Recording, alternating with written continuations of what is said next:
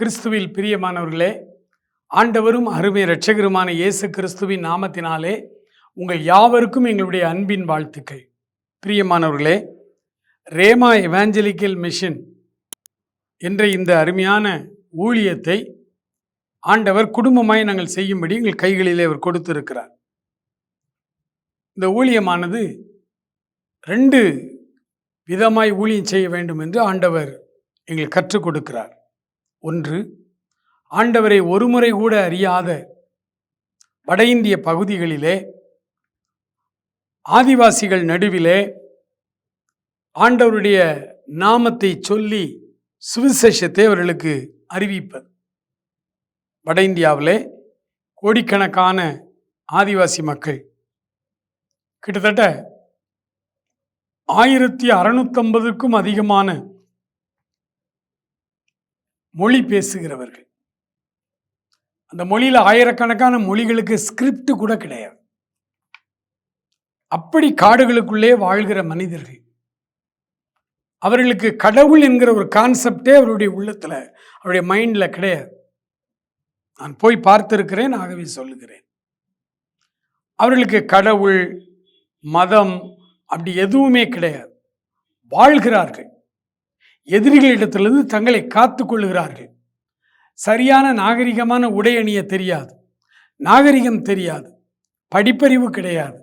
காடுகளிலே வாழ்கிறார்கள். அவர்களுக்கு நாகரிகத்தை கற்றுக் கொடுத்து அந்த சமுதாயத்தை வளர்ந்த சமுதாயமாய் மாற்ற இலவசமாய் பள்ளிக்கூடங்களை கட்டி,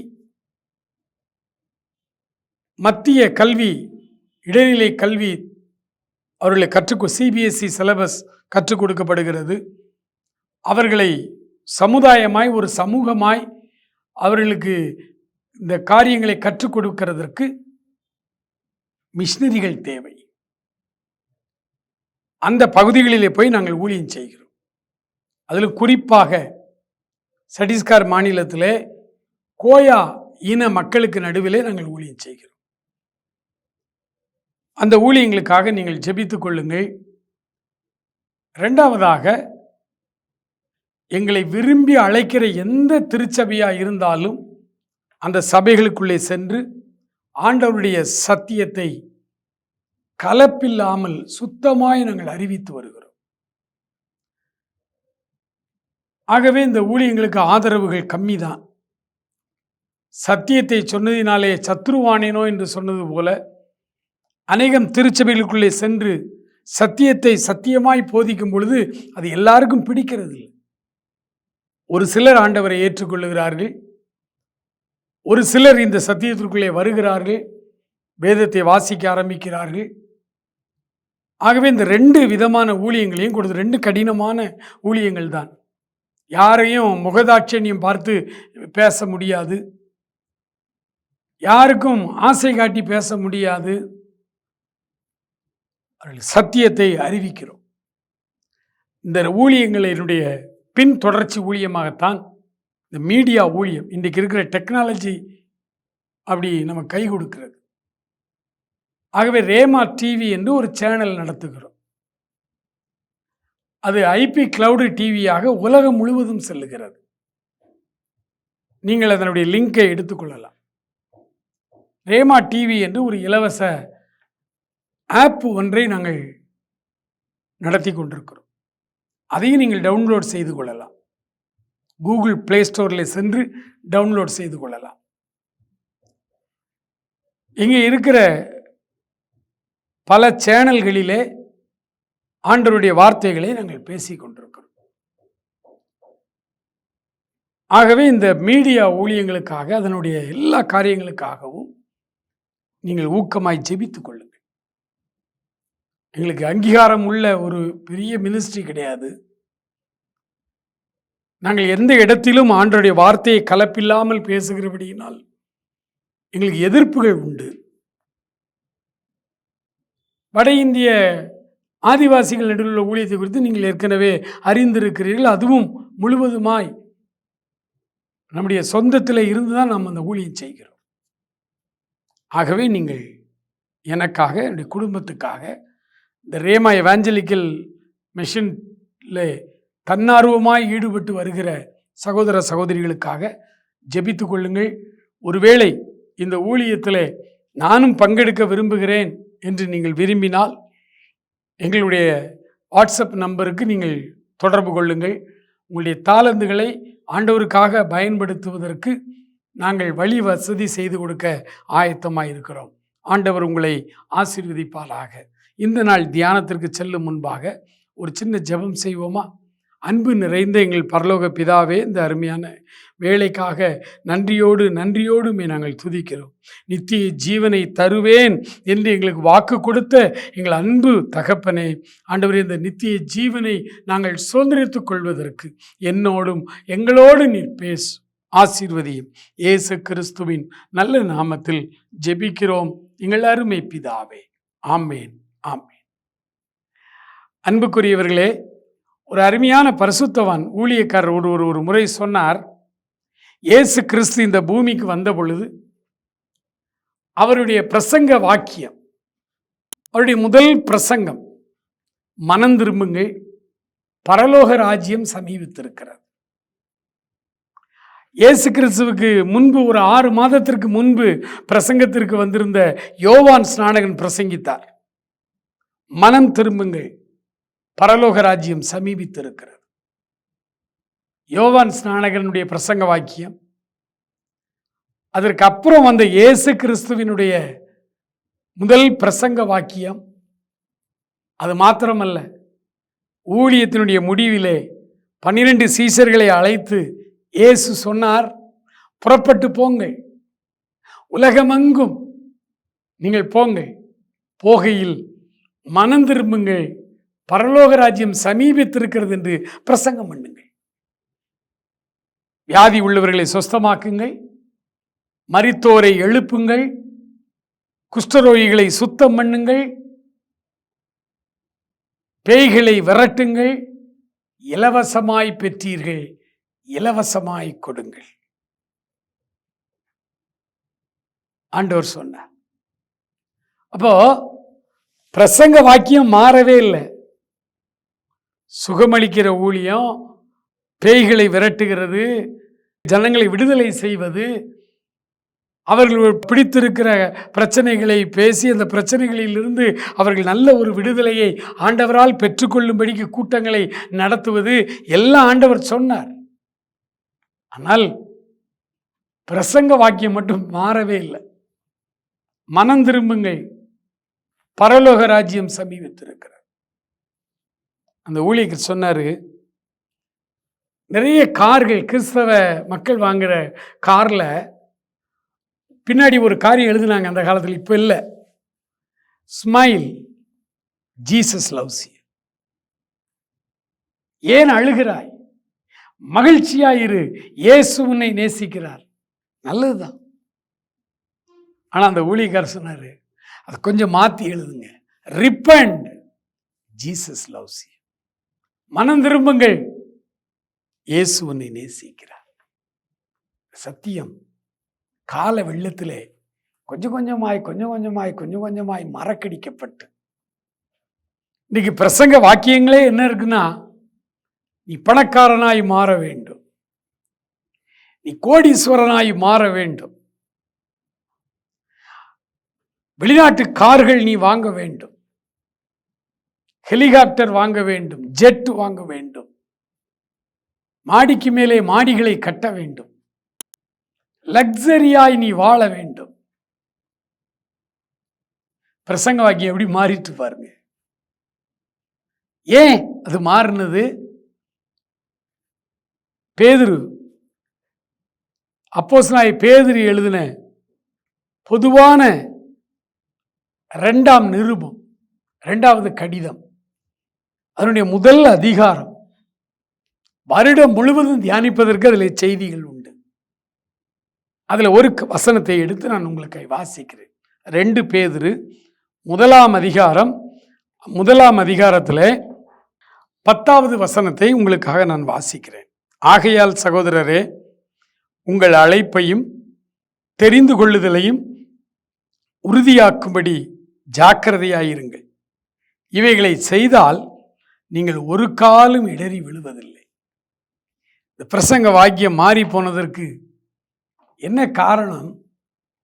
பேதுரு அப்போஸ்தலன் முதல் நூற்றாண்டிலேயே கடிதம் சபைக்கு கடிதம் எழுதும் பொழுது, கிறிஸ்தவ மக்களுக்கு கடிதம் எழுதும் பொழுது இந்த கடிதத்திலே அவர் சொன்னார், சகோதரரே, ஆகையால் சகோதரரே, உங்கள் அழைப்பையும் தேவன் உங்களை எதற்காய் தெரிந்து கொண்டார் என்ற தெரிந்து கொள்ளுதலையும் உறுதியாக்கும்படி ஜாக்கிரதையாயிருங்கள். இவைகளை நீங்கள் செய்தால் ஒரு காலம் இடறி விழுவதில்லை. ஆண்டவருடைய வாழ்க்கையிலிருந்து நிறைய வாலிபர்கள் மீட்டிங், ஆண்டவரை ஏற்றுக்கொண்ட 85வது வருடத்திலிருந்து இன்று வரை நிறைய வாலிபர்கள் மாநாடு, வாலிபர் கூட்டம் நடத்தி இருக்கிறோம். பல மிஷனரி ஸ்தாபனங்கள் நடத்துகிற வாலிபர் கூட்டங்களுக்கு எங்களை செய்தி கொடுக்க அழைப்பார்கள். அப்படி நிறைய ஊழியங்களை செய்திருக்கு. குறிப்பாக இந்திய மிஷனரி சங்கத்தின் சார்பில் ஏராளமான கூட்டங்களிலே ஆண்டவருடைய வார்த்தைகளை நான் பேசி இருக்கிறேன். அந்த IMS முகாம்களிலே வாலிபர்களுக்கு பேசும் பொழுதெல்லாம் வாலிபர்கள் ஃப்ரீ டைமில் வருவாங்க. 2 நாள் 3 நாள் முகாம் நடக்கும். எங்களை மற்ற ஓய்வு நேரங்களில் எங்களை பார்க்க வருவார்கள். அதில் அநேகர் கல்லூரி மாணவர்கள். அவர்களில் பலர் இன்றைக்கு கடவுளுடைய ஊழியத்தை திருச்சபைகளிலே போதகராக, CSI போதகர்களாக, IMSலே மிஷனரிகளாக பணி செய்கிறார்கள். அவர்கள் கேட்பார்கள், பிரதர், வெளியே நான் நல்ல கிறிஸ்தவன், ஆண்டவரை ஏற்றுக்கொண்டேன், அதை சாட்சியாய் நான் பல இடங்களில் சொல்கிறேன். எங்கள் கல்லூரி வளாகத்தில் அல்லது எங்கள் கல்லூரி ஹாஸ்டலில் உள்ள ப்ரேயர் குரூப்பில் நான் ஒரு முக்கியமான ஆள். வெளியே எல்லாரும் என்னை புகழுகிறார்கள், மகிழ்ச்சியாக இருக்குது. ஆனால் என்னுடைய அந்தரங்க வாழ்க்கையில் பாவம், என்னால் முடியல, பரிசுத்தமாய் வாழ முடியவில்லை. வெளியே நல்லவனை போல காட்சியளிக்கிறேன், பைபிளை எடுத்துக்கொண்டு ஆலயத்துக்கு போகிறேன், ஆனால் என் உள்ளமோ சாக்கடையாயிருக்கு. என்னுடைய உள்ளமோ அசுத்தங்களை யோசிக்கிறது, நிர்வாணத்தை சிந்திக்கிறது. யாரை பார்த்தாலும் அவர்களை நேருக்கு நேர் என்னால் கண்களை பார்க்க முடியவில்லை. என் உள்ளத்திலே அழுக்கு. யாரை பார்த்தாலும் ஒரு நிர்வாண சிந்தனை தான் எனக்குள்ளே தோன்றுகிறது. நல்ல எண்ணங்களே வருவதில்லை. இடறி விழுந்து விழுந்து எழும்புகிறேன். அந்தரங்க வாழ்க்கை சரியில்லை. பிரதர், நாங்கள் என்ன செய்ய வேண்டும்? அப்படி கேட்கிற மாணவர்களுக்கு நாங்கள் சுட்டி காண்பிக்கிற வசனம் இதுதான்.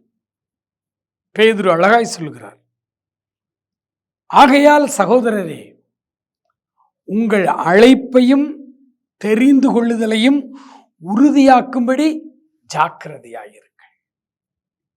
இவைகளை நீங்கள் செய்தால் ஒரு காலம் நீங்கள் இடறி விழுவதில்லை. ஒரு காலம் நீங்கள் இடறி விழுவதில்லை. பழைய ஏற்பாட்டிலே 4 பக்தர்களை வரிசைப்படுத்துகிறேன். ஆபிரகாம், ஈசாக்கு, யாக்கோபு, யோசேப்பு. இந்த 4 பக்தர்களிலே பரிசுத்தவான்கள் தான் 4 பேரும். அவர்களிலே ஈசாக்கு, யோசேப்பு, இந்த 2 பேரும் சற்று வித்தியாசமானவர்கள். அவர்கள் தங்கள் கிறிஸ்தவ வாழ்க்கையிலே இடறி விழவே இல்லை. அவர்கள் எந்த இடத்திலும் இடறி விழுந்து அதன் பிறகு எழுந்து மன்னிப்படுத்து அப்படி வரவே இல்லை. வாழ்க்கை ஜெய ஜீவியம், வெற்றிகரமாயிருந்தது. வாழ்க்கையே ஒரு ஜெய ஜீவியம். என்ன காரணம்? அந்த 2 பேருக்கும் ஒரு காரியம் தெரிந்திருக்கிறது. தங்களுடைய அழைப்பு, தங்களுடைய தெரிந்து கொள்ளுதல், அதிலே உறுதியாய் இருந்தார்கள், ஜாக்கிரதையாய் இருந்தார்கள். அதில் ரொம்ப கவனமாய் அவர்கள் இருந்தார்கள், வாழ்ந்தார்கள். வேறு எதையும் அவர்கள் யோசிக்கல. அந்த 2 பேரும் இடறி விழவே இல்லை. அநேக பக்தர்களை படிக்கிறோம். இடறி விழுவார்கள், மறுபடி மன்னிப்படுத்த ஆண்டவரிடத்திலே வருவார்கள், வெற்றியாய் வாழ்ந்து முடிப்பார்கள். தவறு இல்லை, அவர்கள் வெற்றி பெற்றவர்கள் தான். ஆனால் பேதுரு அழகாய் எழுதுகிறார், உங்களுக்கும் எனக்கும். அவர் சொல்றார், வேடிக்கையாய் ஒரு போதகர் ஒரு நகைச்சுவையாய் ஒரு கற்பனை கதை ஒன்றை சொன்னார். அது வேதத்துல எல்லாம் கிடையாது, அவருடைய கற்பனை. ஒரு நாள் பரலோகத்தில் பேதுரு ஒரு ஓரமா உட்கார்ந்து அப்படியே கவலையோடு இருந்தாராம். அப்படி பரலோகத்தில் கவலையெல்லாம் இருக்காது, கவலையோடலாம் இருக்க முடியாது. ஒரு கற்பனைக்காக அப்படி சொன்னார். கவலையோடு இருந்த உடனே இயேசுநாதர் பார்த்தார், என்ன நம்ம பிள்ளை ரொம்ப கவலையா இருக்கிறான் அப்படின்னு கிட்ட போய், பீட்டர் என்னையா கவலை உனக்கு, எதற்காய் நீங்கள் கவலையோடு இருக்கிறீர்கள் என்று ஆண்டவர் கேட்டார். அப்ப ஆண்டவர் பார்த்து பேதுரு சொன்னாராம், ஆண்டவரே நான் உங்க கூட இருந்தேன், உங்க உப்பை சாப்பிட்டவன் 3 வருஷம், எல்லாத்தையும் விட்டுட்டு தியாகமாக உங்க பின்னால வந்தேன். ஆனா நீங்க காட்டி கொடுக்கப்படுவதற்கு முதல் நாள் ராத்திரி சொன்னீங்க, பேதுரு சாத்தான் உன்னை சோதிக்கிறதற்கு இடத்துல அனுமதி கேட்டுக்கொண்டா நானும் கொடுத்துருக்கிறேன் அப்படின்னு நீங்க சொன்னீங்க. என்கிட்ட சேவல் 2 தரம் கூவுகிறதற்கு முன்னே நீ 3 முறை என்னை மறுதலிப்பாய் அப்படின்னு சொன்னீங்க. நான் பிள்ளை நடக்காது, என்னால எப்படி உங்களை மறுதலிக்க முடியும், செத்தாலும் உண்மை மறுதலிக்க மாட்டேன்னு சொல்லிட்டு தான் நான் போனேன். ஆனா மறுதலிச்சேன். சேவல் 2 தரம் கூவுகிறதுக்கு முன்னே 3 முறை உண்மை நான் மறுதலித்தேன். அந்த 2வது முறை சேவல் கூவின உடனே மனம் கசந்து அழுதேன். நீங்க என்னைய மன்னிச்சிட்டீங்க, உங்களுடைய சொந்த பிள்ளையா நீங்க என்னைய மாத்திட்டீங்க. ஆனா இந்த உலகம் இன்னும் என்னைய மன்னிக்கல, இந்த கிறிஸ்தவ உலகம் இன்னும் என்னைய மன்னிக்கல. எல்லா பிரசங்கத்திலையும் என்னைய பேதுரு மறுதலித்தான் மறுதலித்தான் மறுதலித்தான் இப்படியே பேசுறாங்க. நான் ஒரு தடவை மறுதலிச்சேன், அந்த ஒரு சந்தர்ப்பத்தில் 3 முறை உண்மை மறுதலித்தேன். அப்புறம் நான் மனம் திரும்பிட்டேன், நீங்களும் என்னைய மன்னிச்சிட்டீங்க, என்னை ஏற்றுக்கிட்டீங்க. ஆனால் இந்த கிறிஸ்தவ சமுதாயம் என்னைய மன்னிக்கவே இல்லை அப்படி சொல்லி அப்படி வருத்தப்பட்டார். அப்போ ஆண்டவர் சொன்னாராம், இல்லைப்பா நீ அப்படி நான் சொன்ன பிறகும் நீ 3 தடவை மறுதலிச்சு மறுபடியும் நீ என்கிட்ட மன்னிப்பு கேட்டு நீ சேர்ந்த அந்த சம்பவத்தை பைபிளில் எழுதி வச்சிருக்கிறோம். அதனால தான் உன் நிருபத்தில் 2வது கடிதத்தில் 1 அதிகாரத்தில் அந்த 10வது வசனத்தில் அழகா நீ எழுதியிருக்கியப்பா. அப்படி இருக்க சகோதரரே, உங்கள் அழைப்பையும் தெரிந்து கொள்ளுதலையும் உறுதியாக்கும்படி ஜாக்கிரதையாயிருங்கள். இவைகளை நீங்கள் செய்தால் ஒரு காலும் இடறி விழுவதில்லைன்னு எழுதியிருக்கியப்பா. அருமையான வார்த்தைகள். இனி வரக்கூடிய சந்ததிக்கு, இளைஞர் சமுதாயத்திற்கு அந்த வார்த்தைகள் தேவை. இந்த ஈசாக்கும் யோசேப்பினுடைய சரித்திரத்தை மாத்திரம் நீங்கள் எடுத்து வாசித்து பாருங்கள். அவர்கள் எப்படி தங்களுடைய அழைப்பையும் தெரிந்து கொள்ளுதலையும் உறுதியாக்கும்படி ஜாக்கிரதையாக இருந்தார்கள் என்று அதற்கும் பேதுரு தான் பதில் எழுதுகிறார். அதே 2 பேதுரு 1 அதிகாரத்திலே அவர் சொல்லுகிறார் பாருங்கள். இப்படி இருக்க 5வது வசனத்திலிருந்து நான் வாசிக்கிறேன். இப்படி இருக்க நீங்கள் அதிக ஜாக்கிரதை உள்ளவர்களாய் உங்கள் விசுவாசத்தோடே தைரியத்தையும், தைரியத்தோடே ஞானத்தையும், ஞானத்தோடே இச்சை அடக்கத்தையும், இச்சை அடக்கத்தோடே பொறுமையையும், பொறுமையோடே தேவ பக்தியையும், தேவ பக்தியோடே சகோதர சிநேகத்தையும், சகோதர சிநேகத்தோடே அன்பையும் கூட்டி வழங்குங்கள். இவைகள் உங்களுக்கு உண்டாயிருந்து பெருகினால் உங்களை நம்முடைய கர்த்தராகிய இயேசு கிறிஸ்துவை அறியும் அறிவிலே வீணரும் கனியற்றவர்களுமாயிருக்க ஒட்டாது. ஆகையால் சகோதரரே என்று அவர் சொல்லுகிறார். என்றால் ஈசாக்கினுடைய வாழ்வை நீங்கள் எடுத்து பாருங்கள், யோசேப்பினுடைய வாழ்க்கையும் நீங்கள் எடுத்து பாருங்கள். இந்த 5வது வசனத்திலிருந்து அந்த 8வது வசனம் வரை என்னென்ன காரியத்தை எல்லாம் பேதுரு மூலமாய் ஆண்டவர் எழுதி வைத்திருக்கிறாரோ அந்தந்த காரியத்தை வாழ்க்கையிலே அப்படியே வெளிப்படுத்தி காண்பித்தார்கள். யோசேப்பு செய்யாத குற்றத்துக்கு அரண்மனை சிறைச்சாலையிலே அவன் சிறை வைக்கப்பட்டிருக்கிறான். ஒரு குற்றம் செய்யவில்லை யோசேப்பு. அநியாயமாய் அந்த பெண் அவன் மேலே பழியை போட்டாள். அவன் உள்ளே போய் இருக்கிறான். யாரிடமும் ஒரு வார்த்தை கூட தன்னுடைய நியாயத்தை பேசவில்லை. இன்னைக்கு நாம இருந்தால், நாம் செய்யாத ஒரு தப்புக்கு நம்மை தண்டித்து விட்டார்கள் அல்லது செய்யாத ஒரு குற்றத்தை நம் மேலே சுமத்தி விட்டார்கள், நம்முடைய சொந்தக்காரர்கள் பேச என்றால் எத்தனை பேரிடத்திலே போய் நம்ம பிராது பண்ணுவோம் பாருங்கள். யாரிடத்தில் பேசினாலும் திரும்ப திரும்ப திரும்ப சொல்லும், நான் அப்படி இல்லை, நான் அப்படி இல்லை, நான் அப்படி இல்லை. தன்னுடைய நியாயத்தை திரும்ப திரும்ப சொல்லிக்கொண்டே, ஏன்னா நம்ம உள்ளத்துல ஒரு காயமாய் பற்றும். செய்யாத குற்றத்தை செய்தேன் என்று சொல்லிட்டாங்களே அப்படின்னு. ஆனால் யோசேப்பு அந்த சிறைச்சாலையிலே செய்யாத குற்றத்துக்கு தண்டனை அனுபவித்துக் கொண்டிருக்கிறான். ஒருவரிடத்திலும் தன்னுடைய நியாயத்தை அவன் சொல்லவே இல்லை. என்ன காரணம் தெரியுமா? அவனுக்கு ஒரு ஞானம், தைரியம், இச்சை அடக்கம், எல்லாவற்றுக்கும் மேலாய் அன்பு. 5வது அந்த வசனத்திலிருந்து, அதிக ஜாக்கிரதை உள்ளவர்களாய் உங்கள் விசுவாசத்தோடே தைரியத்தை. யோசேப்புக்கு நல்ல விசுவாசம் இருந்தது, அதோடு கூட தைரியம் இருந்தது, இச்சை அடக்கம் இருந்தது, பொறுமையோடு காத்திருந்தான். இல்லை சொல்லப்பட்ட எல்லாம் காரிய கடைசியாய் அன்பையும் கூட்டி வழங்குங்கள் என்று வேதம் சொல்லுகிறது. அன்பையும் கூட்டி வழங்குங்கள் என்று வேதம் சொல்லுகிறது. சிறைச்சாலையிலே ஒரு நாள்